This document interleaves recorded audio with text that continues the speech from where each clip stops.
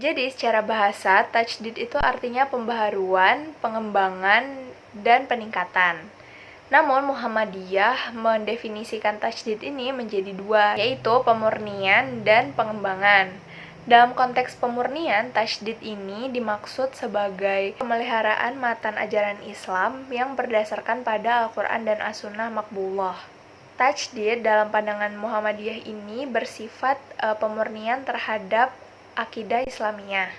Langkah-langkah dakwah dan tajdid Muhammadiyah ini tercerminkan melalui peloporan pembangunan sekolah Islam modern, pelayanan kesehatan, penyantunan anak-anak yatim dan fakir miskin melalui gerakan Al-Ma'un, dan mendobrak praktik serta pemikiran dengan ijtihad. Karena hal itu, masyarakat umum mengenal Muhammadiyah sebagai gerakan pembaharuan atau tajdid. Dan karena kepeloporan dalam pembaharuan itu, Muhammadiyah juga dikenal sebagai gerakan reformasi atau modernisme Islam. Sedangkan dalam bentuk pembaruan, tajdid ini dimaksudkan sebagai pembaruan Islam yang menyangkut membangun, mempengaruhi, dan mengembangkan potensi sumber daya manusia dalam hal teknologi dan pengetahuan umat Islam.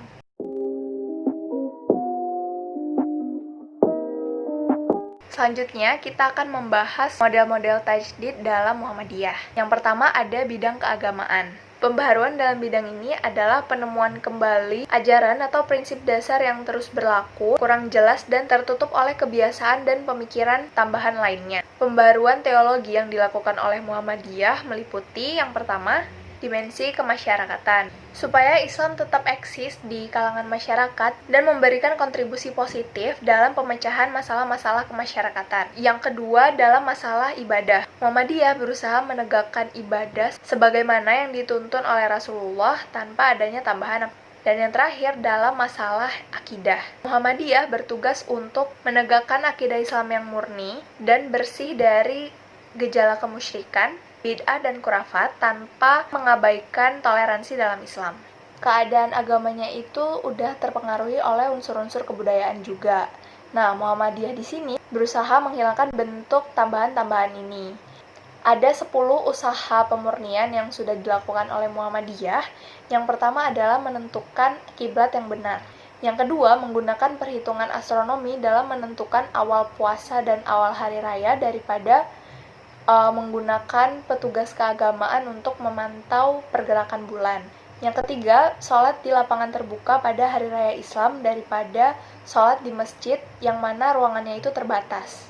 Yang keempat, pengumpulan dan pembagian zakat fitrah serta kurban oleh panitia khusus daripada menggunakan hak-hak istimewa terhadap petugas keagamaan. Yang kelima, penyampaian khutbah dalam bahasa Indonesia atau bahasa daerah di tempat khutbah itu dilaksanakan daripada menggunakan bahasa Arab. Yang keenam, penyederhanaan upacara dan ibadah dalam acara perkawinan, khitanan, lahiran, dan pemakaman. Yang ketujuh, penyederhanaan kuburan yang sebelumnya dihias secara berlebihan. Yang kedelapan, menghilangkan kebiasaan berziarah ke makam orang-orang suci atau wali. Yang kesembilan, menghilangkan anggapan tentang berkah yang bersifat gaib. Dan yang terakhir, penggunaan kerudung untuk perempuan dan memisahkan antara kaum laki-laki dan perempuan dalam acara yang bersifat keagamaan. Model tajdid yang kedua menurut Muhammadiyah ada di bidang pendidikan. Muhammadiyah berusaha menyebarluaskan agama Islam melalui bidang pendidikan karena bidang ini merupakan bidang di mana pemahaman tentang Islam bisa diwariskan dan ditanamkan dari generasi ke generasi. Pembaharuan di bidang pendidikan ini ada dari dua segi. Yang pertama segi cita-cita dan yang kedua adalah segi teknik pengajaran.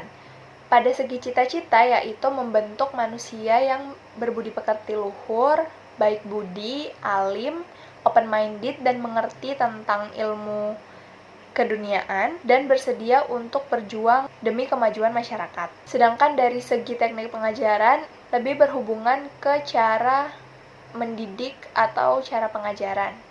Itu tadi pembaruan di bidang pendidikan yang formal. Selanjutnya, Muhammadiyah juga mengembangkan pembaruan di bidang pendidikan yang non-formal, yaitu pengajian. Selain pada bidang pendidikan formal dan pendidikan non-formal, ada juga bidang bimbingan dan penyuluhan dalam konteks masalah pribadi seperti Badan Penyuluhan Perkawinan, konsultasi keluarga sakinah oleh Aisyah yang merupakan wanitanya Muhammadiyah.